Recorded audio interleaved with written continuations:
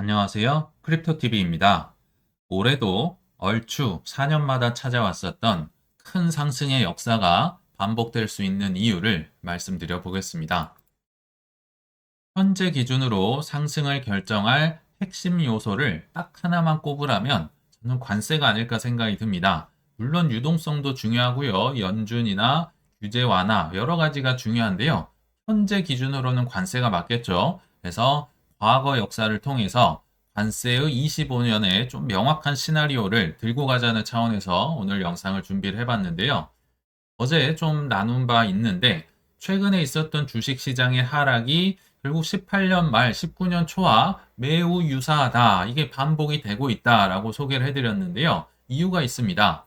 일단 하락의 이유가 정말 똑같습니다. 관세 전쟁이죠. 그리고 당시의 대통령과 현재 대통령 트럼프고요. 당시의 연준 의장, 현재 연준 의장 똑같이 정말 역사가 반복되는 참 재밌는 모습입니다. 하락 폭도 비슷했어요. S&P 500이 이때도 약 20% 빠졌고요. 지금도 20% 떨어졌다가 반등이 나오고 있고 하락했던 기간마저도 약 3개월 정도로 유사하다. 그래서 과거 역사를 좀 볼 필요가 있을 것 같은데 과거는 결과적으로 볼 때 거의 뭐 원사이드하게 어마무시하게 올라갔었습니다. 물론 20년 3월에 팬데믹이 와서 좀 크게 떨어진 적은 있었는데 오히려 이것 때문에 기름을 부어서 돈을 엄청 찍어서 더 올라갔었잖아요. 그래서 우리가 제가 볼 때는 덜컹거릴 수는 있겠죠. 뭐 팬데믹이든 뭐든 변수는 나올 수 있지만 결국은 비슷한 역사가 이렇게 반복될 수 있는 근거를 오늘 좀 말씀드려 보겠습니다. 첫 번째 근거는요. 그거 해봤다 이겁니다. 모를 때가 가장 무섭죠. 근데 현재는 관세의 예상되는 피해가 얼추 계산이 끝났다는 겁니다. 이미 27년 데이터까지 다 나와 있어요. 그래서 NH투자증권의 데이터를 토대로 한번 말씀을 드려보겠습니다. 일단 미국도 타격이 있겠지만 중국도 엄청난 타격이 있겠죠. 그래서 25년도 중국의 GDP는 최소 1% 정도 하락될 것이다 라고 이미 전망이 나와 있고요. 특히 중국의 대미 수입 비중 6.3%로 떨어질 것이다. 수요 위축, 디플레이션 다 계산이 끝나 있다는 거죠. 다만 중국의 경기 악화 때문에 부양 정책 강도를 높일 수 있는 요인이 된다. 실제로 중국이나 유럽이나 돈 지금 막 부릉부릉 돈을 찍고 있는 거 아마 확인을 하셨을 겁니다. 그래서 주요 기관의 중국 뭐 GDP 영향 추정, 뱅크 오브 아메리카, CT, 뭐 골드만삭스, 블룸버그 등등이 쭉 이렇게 성장치를 예상을 했죠. 적게는 마이너스 1%에서 많으면 뭐 마이너스 2.4, 마이너스 2.5%까지 타격을 받을 것인다인데 여기서 핵심은 계산이 섰다는 게 핵심입니다. 추정이 나오고 있다는 거죠. 그리고 중국만 피해를 볼까요? 아닙니다. 미국도 엄청난 타격을 받는다. 심지어 27년치 예상치까지 다 나와 있어요. 이게 지금 주가에 어느 정도 녹아 있으니까 그렇게 많이 떨어졌겠죠. 그래서 GDP 영향, 미국이 다른 국가들보다 심각한 타격을 더 받을 것이다. 그 이유는요, 미국이 최대 소비국이기 때문에 그렇습니다. 이 수입을 더 이상 할 수 없는데 비싸졌는데 미국이라고 버텨낼 재간이 없다. 그래서 미국, 독일, 중국, 멕시코 전 세계가 이제 데이터가 나와 있고요.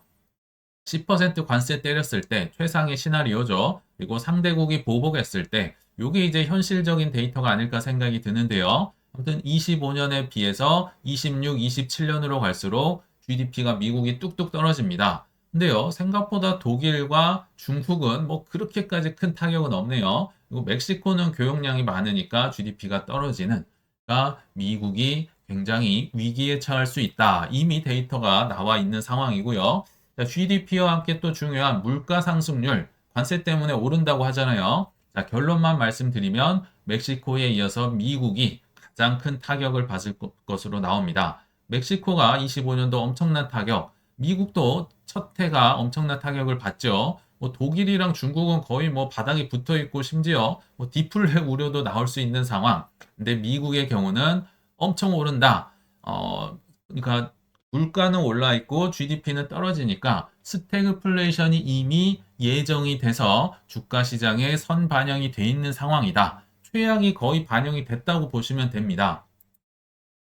그래서 결국은 현재도 이렇지만 과거에도 똑같았을 거 아니에요. 그래서 18년, 19년 초에 뜨거워하면서 결국은 트럼프가 G20 그 회의를 통해서 협상을 강행을 했었고요. 또 연준에서도 버티다가 금리 인하를 통해서 트럼프 풋, 연준 풋이 나오면서 19년도 결국 끝나고 보니까 연초 대비 S&P 500이 31%가 올라 있더라. 이게 과거의 이제 뭐 역사적 통계라고 보시면 좋을 것 같습니다.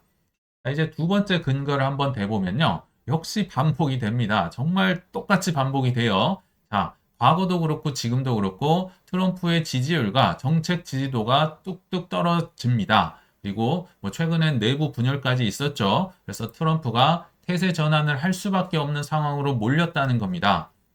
그래서 90일 유예됐었잖아요. 최근에도. 과거도 그냥 컨트롤 C, 컨트롤 V입니다. 18년도 12월 트럼프는 빠르게 정책을 전환하여 90일 동안 미중 관세 협상에 돌입했었다. 전환을 했다는 겁니다. 태세 전환을요. 왜 그랬을까요? 지지율이 엄청나게 떨어졌거든요. 지지율 하락 40% 하회. 현재 44%인데요. 그러니까 지금이 오히려 더 좋다는 겁니다. 18년도가 지지도도 더 안 좋았고요. 정책 불확실성 지수도 급등했다. 우리 최근에 온갖 불확실성 지수 다 공부했던 거 기억나시죠? 그때도 똑같았다. 그래서 뭐 정말 뭐 감당이 안 되니까 정책 전환을 할 수밖에 없었다. 현재도 뭐 크게 다르진 않은 것 같네요. 게다가 최근엔 좀 더 압박이 더 있습니다. 미국뿐만이 아니라 독일, 그 프랑스, 영국에서도 핸즈 오프, 뭐 트럼프랑 머스크 손잡고 떠나라. 이 뭐 시위 벌어지고 있는 거 아시죠? 그리고 내부 분열, 일론 머스크가 바로 트럼프에게 반기를 들긴 어려우니까 피터 나바로를 멍청이라고 하면서 뭐 이런 정책을 짰느냐 하면서 관세 전쟁을 비난했었고요. 또 스콧 베센트 재무장관과도 뭐 국세청장 임명을 놓고 계속 싸우고 있는 그러니까 뭐 이게 난리가 아닌 거죠. 최근이 오히려 더 심하면 심했다. 이런 압박을 통해서 태세 전환이 나오지 않았느냐 생각이 들거든요. 그리고 지금 같은 편 사람들, 지지자들도요, 뭐 트레이더다, 그러니까 트레이터, 뭐 반역자라고 트럼프를 지금은 비난을 하고 있고, 심지어 공화당, 같은 당에서 공식 반대한, 관세 정책을 반대한 상원 의원만 11명이 지금 이름을 썼다고 합니다. 뭐 테드 크루즈라는 비트코인 좋아하는 상원 의원을 필두로 11명이 반대표를 던지고 있는 상황.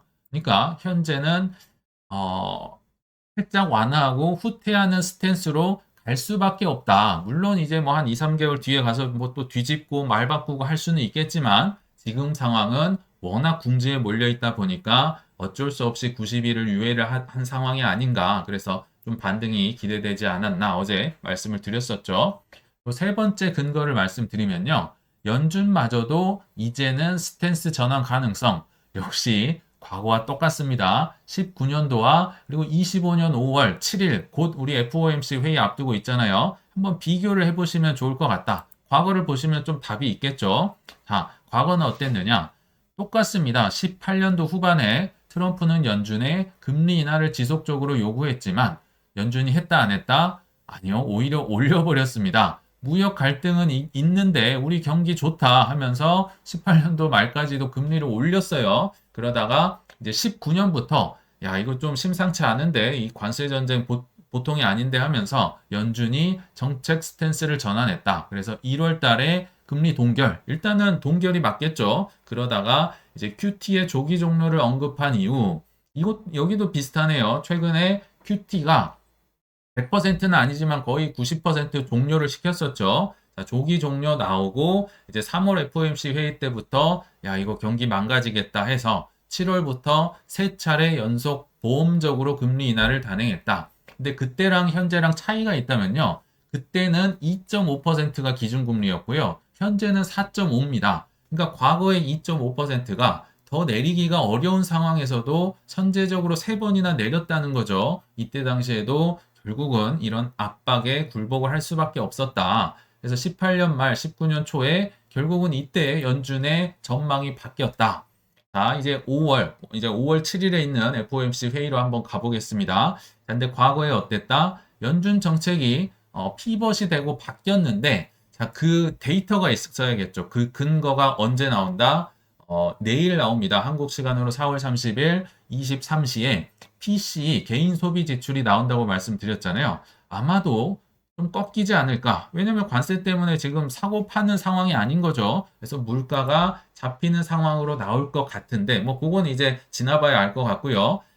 과거로 한번 거슬러 가보면요. 18년 후반에 PC 지출이, 그러니까 페드에서 가장 유력하게 기준금리 결정하기 위해 본다는 물가 지수가 훅 떨어졌습니다. 이 진한 파란색이 확 떨어지는 걸 보면서, 야, 이거 관세 전쟁 걱정하다가 오히려 물가가 떨어지고 뭐 거의 디플레로 가버리는 상황이 왔다는 거죠. 야, 이거 좀 문제가 심각한데 하면서, 자, 여기 보시면 이 옅은 파란색이 미국 기준금리인데요. 계속 올리고 있는 상황에서 그래서 야 이거 심각하다. 동결로 일단 갔다가 3번 정도 이제 낮추는 상황. 19년도에 3번 정도 낮췄다는 겁니다. 그래서 지금은 그 기준금리가 오르고 있다가 동결됐다가 이제 인하되는 상황. 물론 이제 나중에 팬데믹이 와가지고 뭐 엄청나게 금리를 낮추고 물가가 저 위로 이제 뭐 잘렸나 봅니다. 이제 돈을 워낙 찍어서 저 위로 올라가는 상황이 벌어지긴 했지만 핵심은 이때와 비슷하게 갈 가능성이 높다. 그래서 개인 소비 지출이 어떻게 나오는지를 보시고 FOMC 회의가 어떻게 벌어질지 한번 비교해 보는 재미도 있지 않을까 생각이 듭니다. 그래서 결국은 S&P 500이든 뭐 주식이든 코인이든 거의 비슷하겠죠. 향후 방향성을 결정할 두 가지 요소가 이제 트럼프와 연준이겠죠. 자, 근데 이때를 이제 5월 초, 뭐 4월 말 현재를 기준으로 본다면 S&P 500이 이제 쭉 많이 떨어졌었죠. 그래서 이때 기준으로 세 가지 시나리오를 블룸버그에서 제시를 하는데요. 자, 트럼프 풋도 나오고 연준 풋도 나온다. 뭐 꿀렁꿀렁 하긴 하겠지만 가장 좋은 시나리오, 가장 많이 오르겠죠. 또 이제 협상, 뭐 트럼프도 협상을 하거나 혹은 연준이 금리 인하를 하거나 둘 중에 하나만 나와도 중간 정도로 상승은 할 것이다. 지금 여기가 기준이니까요. 근데 아무것도 안 나올 것이다. 그럼 하락한 채로 이제 뭐 이렇게 조정을 계속 받겠죠. 그래서 여러 가지 시나리오가 있는데 뭐 최소한 중간 정도는 나오지 않을까. 뭐 이런 뭐 긍정적인 생각. 근데 과거에는 이게 둘 다 나왔었다는 거죠. 그리고 이거는 코인 방송이니까 비트코인을 제 마음대로 한번 그려봤습니다. 어제도 한번 잠깐 보여드리긴 했지만 어, 주식이 떨어질 때도 나름대로 잘 버티면서 올랐었고요. 주식이 오르면 더 많이 오르는 경향이 있었죠. 그래서 최근 워낙 바닥을 찍었기 때문에 지금은 한동안 이렇게 상승이 나올 가능성이 높다가 또 언제 트럼프가 말을 바꿀지 모른다. 과거에도 말 바꿨다고 말씀드렸잖아요. 갑자기 협상 결렬을 선언하고 뭐 그거 받고 뭐 10%더, 25%더 뭐 이런 식으로 과거에도 해서 뭐 얼렁뚱땅 이제 좀 오르면 떨어지는 것도 뭐 당연하다 생각이 듭니다. 그래서 좀 떨어질 수도 있는데 결국은 뭐 유동성이다, 뭐 트럼프 풋이다, 연준 풋이 나오면서 연말 연초에 가면서 크게 오를 것이다. 요게 이제 현재 기준으로 제가 보는 뭐 시나리오긴 하고요. 근데 아마 대부분 알트코인 투자자가 많을 거라 이것도 제가 나름대로 한번 그려봤는데요. 제가 이걸 그린 이유는 변동성을 알고 투자를 하셔라. 이게 엄청나게 변동성이 커서 어렵다는 겁니다. 알트코인 투자가요. 오를 땐 더 많이 올랐다가 떨어지면 뭐 마이너스 70%, 80% 비록 크립토 겨울이 아니라도 언제든지 나올 수 있는 거 우리 경험을 했었죠. 그러다가 또 올라갔다가 떨어지는. 그래서 알트코인은요. 그냥 물리는 게 당연한 겁니다. 나는 안 물리고 싶어. 한 두세 번 정도 바이더 딥 하면 끝나고 싶어. 아니요. 그냥 요럴 때 사도 좀 힘든 판국에 요런 데서 몇 번 사고 이제 뭐 끝났다 한다는 건 알트코인 투자로 돈 벌기가 어렵다는 거죠. 그래서 알트코인은요. 이런 아래에서 얼마나 살 수 있느냐, 얼마나 살 수 있는 포트폴리오, 해지를 들고 있느냐 그 싸움이라고 보시면 좋을 것 같습니다. 여기까지 올지는 저도 모르는 거죠. 얼마나 떨어질지는. 자, 요럴 때 살 수 있느냐 없느냐가 핵심이지 않을까 생각이 드네요. 그래서 오늘 결론에 왔는데요. 얼추 역사는 반복되지만 결국 크게 버는 자는 극소수다 이런 생각이 드네요. 그러면서 단타의 전설 트레이더 제시 리버모어라는 분이 있죠. 이분이 이런 얘기를 했다고 합니다. 주식시장처럼 역사가 자주 되풀이 되는 것도 없다라고 하는데요. 주식시장도 이런데 코인 시장은 어떨까요? 자, 월까지 정확하게 맞출 수는 없지만요. 13년, 17년, 21년까지 폭등이 무려 3번이나 4년마다 반복이 됐었고 이제 올해 네 번째죠. 올해까지도 얼추 비슷하게 흘러가고 있는데요. 문제는 작년에 이어서 올해도 떨어질 때마다 사이클이 끝났네, 불장은 없네, 공포에 전염된 대다수가 팔고 나니까 현재 이제 드디어 기차가 갈까 말까 하는 시동 거는 상태가 아닌가 저는 생각이 드네요. 그래서 결국은 올해도 4년마다 크게 오를 텐데요. 눈물인지 빗물인지도 모르면서 힘들게 씨를 뿌렸던 우리 구독자님들께서는 꼭 기쁨으로 단을 거두시길 확신하면서 이만 물러가겠습니다. 시청 감사합니다.